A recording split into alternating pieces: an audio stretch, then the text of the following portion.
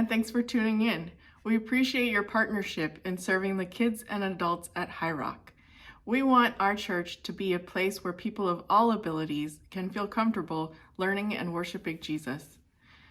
Please feel free to pause this video at any time so that you can take notes or just reflect.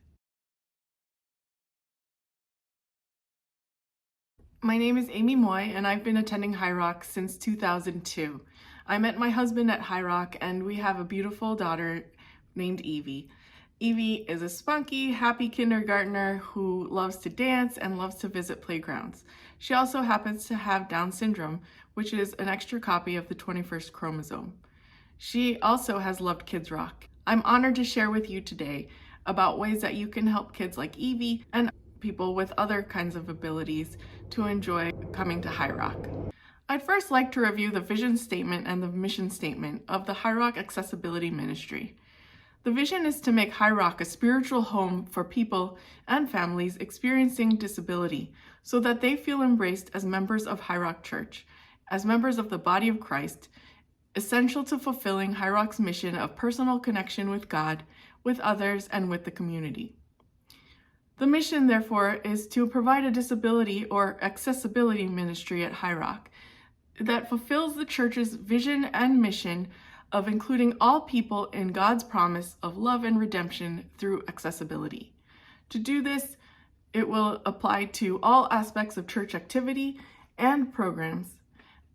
It will also involve intentional relationship and personal engagement, and with the goal of sharing the gospel and discipleship. Our training today has the objectives of equipping our Highrock volunteers and staff to make the Highrock experience and environment an effective place of worship for those of different abilities. We want to influence the culture of Highrock to be more disability friendly, to challenge Highrock to look at existing systems and processes, and to spark change for a more inclusive environment. And most of all, we want people of all abilities to participate in every aspect of Highrock's worship, service, and programming. As an overview of the talk today, we'll be briefly reviewing what disability and inclusion looks like, disability etiquette, hospitality, Kidsrock, the environment in general, and next steps. So as a review, disability means a condition of body or mind that impairs a person's ability to do certain major activities. Visual impairment, ambulatory disability, hearing impairment, autism spectrum disorder, developmental delay like Down syndrome, learning delays, and mental health disorders such as anxiety and depression. Some of these disabilities are visible and invisible to others. Can you tell which one is visible and which one's invisible?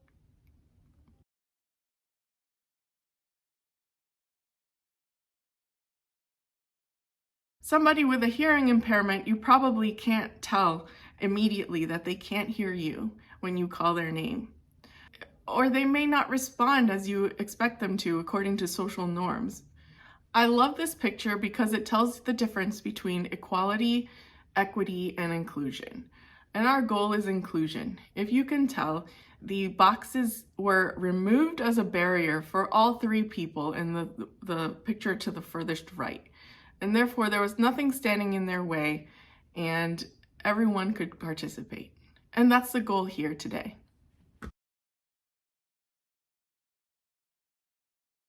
General principles of accessibility include providing access without limiting options, just like that previous picture removed the boxes. Accessibility respects needs and improves safety to foster independence. It also means embracing, supporting spiritual growth, and providing Christian education, and implementing changes, whether they be immediate, short-term, or long-term. We also want to engage and apply the same principles to all church activities, whether they be small groups, outings, or meetings, and include people with disabilities or varying abilities in the decision-making process and in leadership. So let's talk about hospitality, because we want to be a welcoming church. So how can we help the Highrock experience?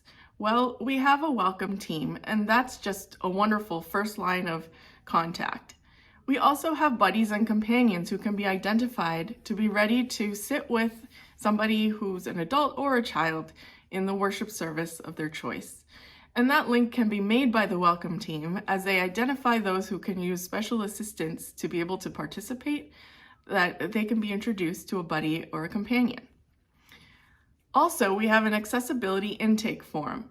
Once somebody is identified as benefiting from special accommodations and resources to be able to participate, the accessibility team has a special form that the person fills out, or their caretaker can fill out, and then the accessibility team actually contacts them and does a personal review of the answers on that form so that they can link up that person with the resources that they need.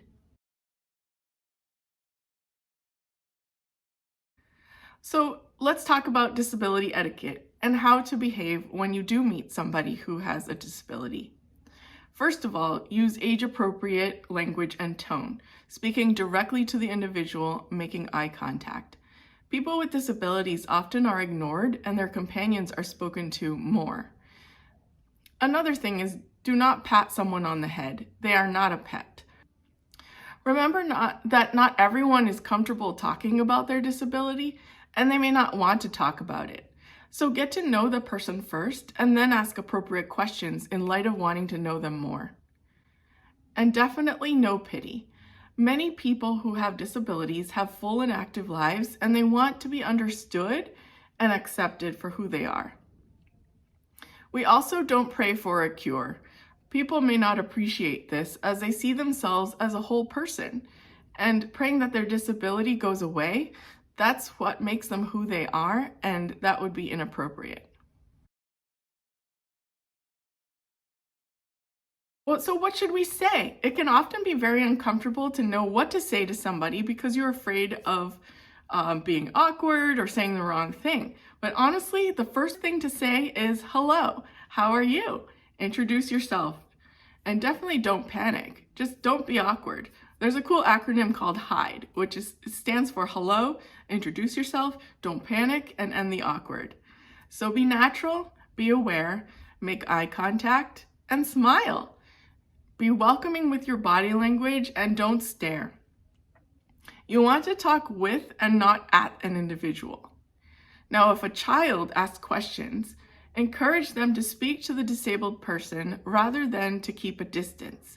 Children copy the adults, and when we tell them not to ask an awkward question or bother a person, it sends a message to the child that something is wrong with that person. And honestly, a lot of us could learn more in general, so why not get to know the person and ask them for permission to ask a question about themselves so that we can understand and know them better. So, like I said, just say hi. Don't assume someone needs help. You need to ask first. Can I assist you with something? Use people first, inclusive language. And what that means is referring to a person first before referring to their disability. Therefore, the girl who has Down syndrome instead of the Down syndrome girl.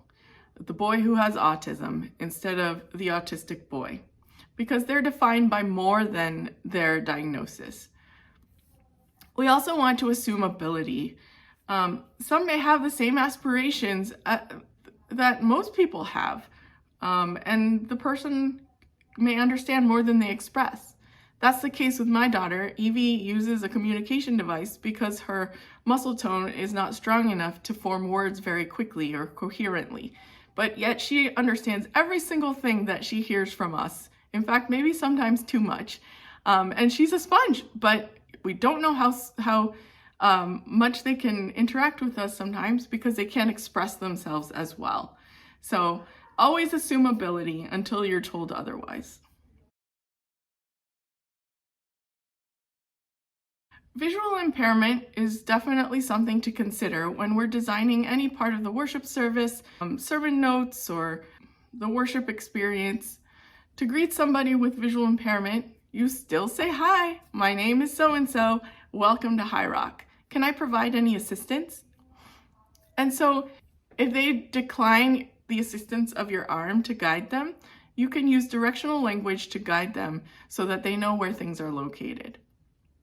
You can offer your arm and always ask which arm they prefer if that is the case. You never want to pet a service animal. The animal is working and should not be distracted from doing so because it's a question of safety. We were able to get a quote from a Highrocker with a visual impairment. She says, "I think that the contrast and the print on the slides needs to be very simplistic. White lettering on black background with only 1 to 2 lines per slide with large print font used. This not only allows it to be visually helpful, it's also more sensory mindful, as sometimes these things can create sensory overload. Speak clearly for those with hearing impairment. Never shout and don't rush. Consider writing down what you would like to say. Some individuals will read lips, and they'll usually indicate this to you. Also, standing in good light can help them so that they can see your facial expressions and read your lips more clearly, and also see your gestures. For somebody with a speech impairment, it's important to realize that you may need to wait longer for them to express themselves. This is definitely the case with our daughter Evie. When we ask her a question, we need to wait extra long in order to hear her respond and give her time to formulate that response. Avoid rushing them. It's okay to ask them to repeat themselves if you don't understand. They may have alternate means of communication, such as writing, pointing, using a communication device, or a voice box.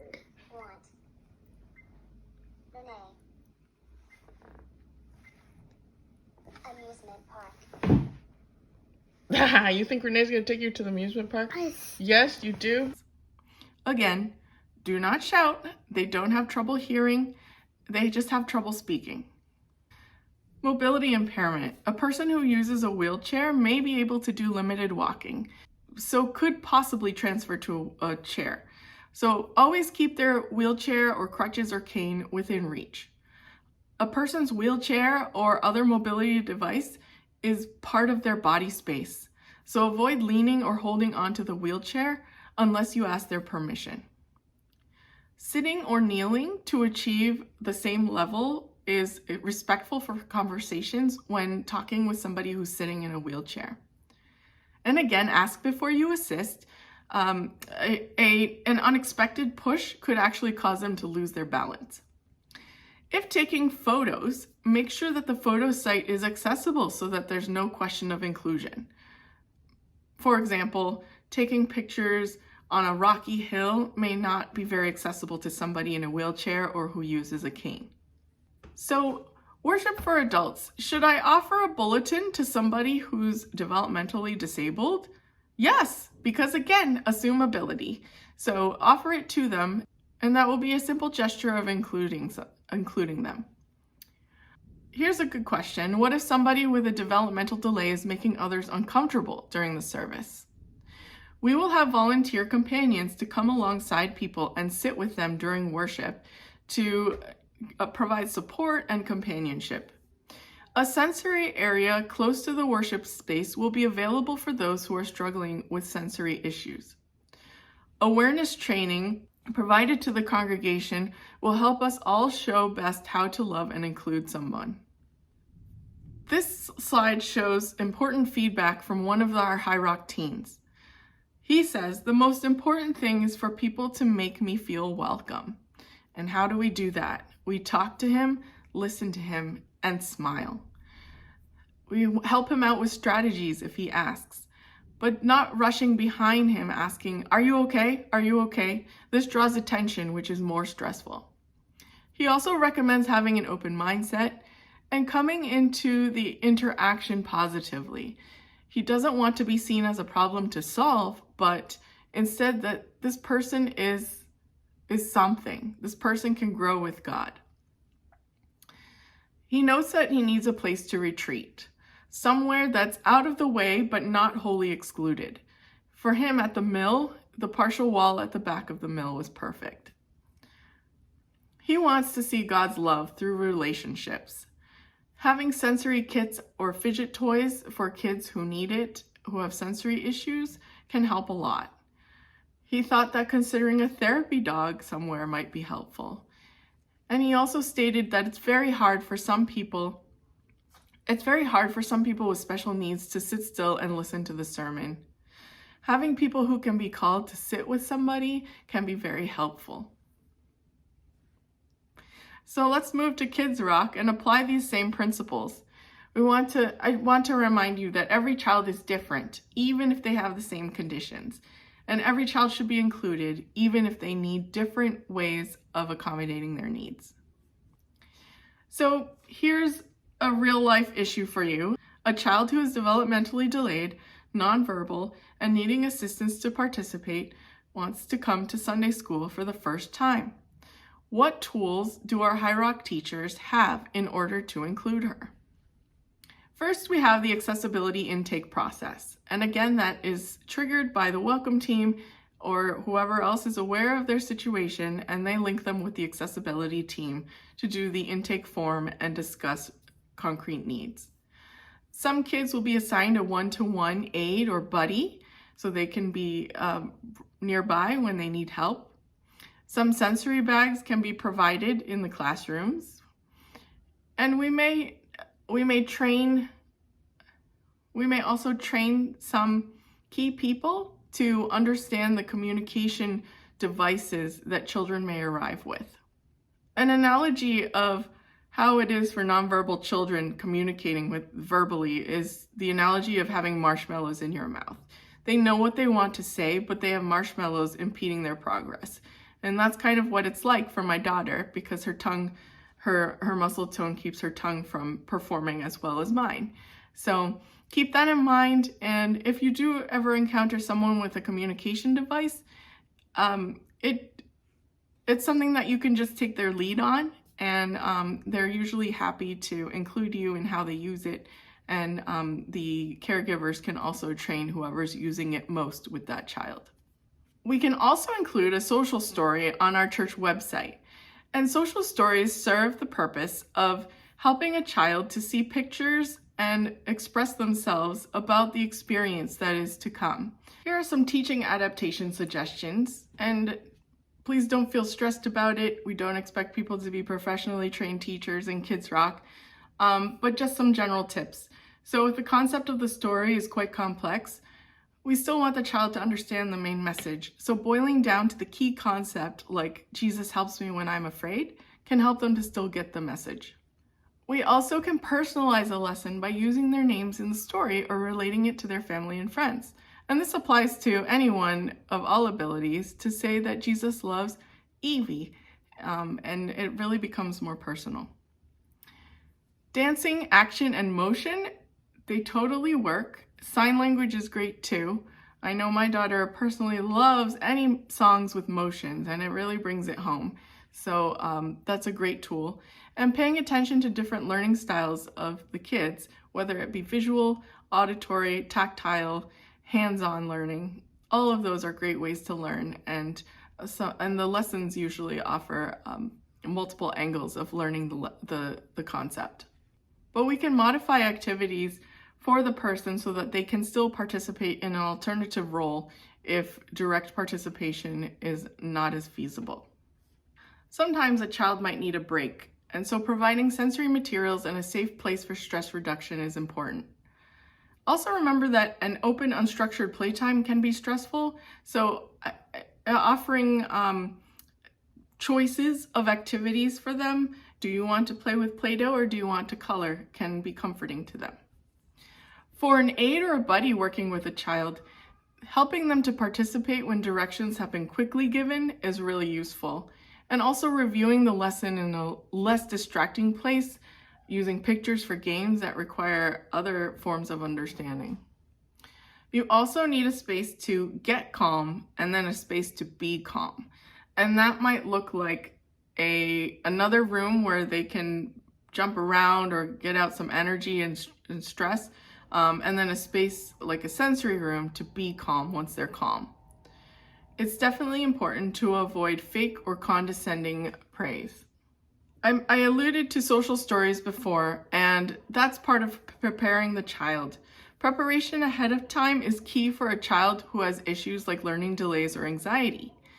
And social stories are just so key. We use them to prepare for church, to prepare for a doctor visit, time at the dentist, etc. Here's an example of a social story that I found online that shows the routine of a Sunday morning. And so there's pictures that are simple and there's words for the child to read, and they are able to know what to expect.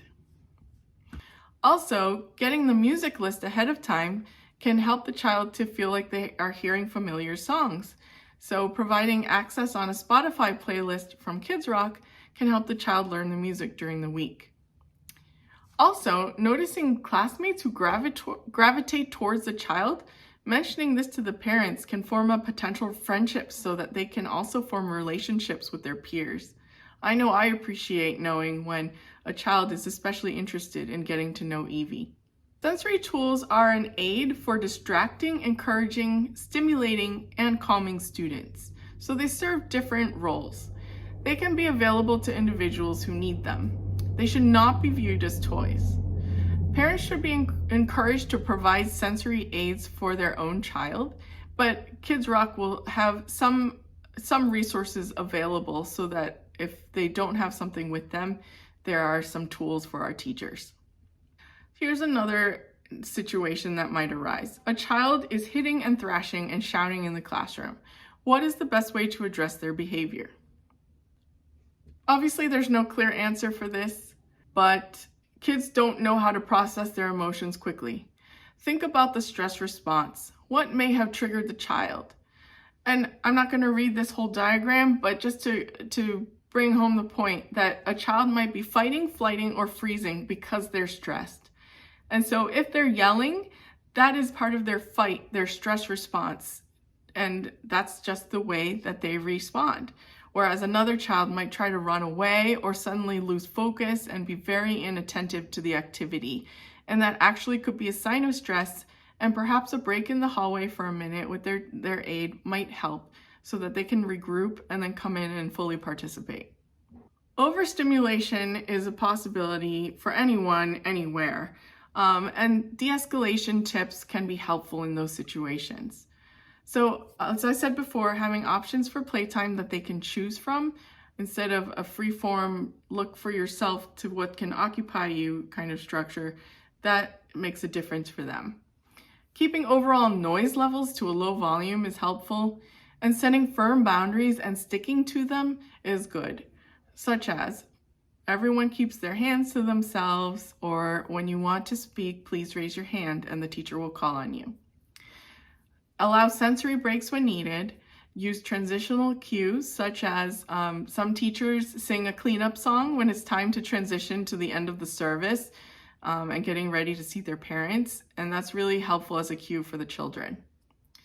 Be aware of sensory sensitivities and ask the parents what the triggers might be.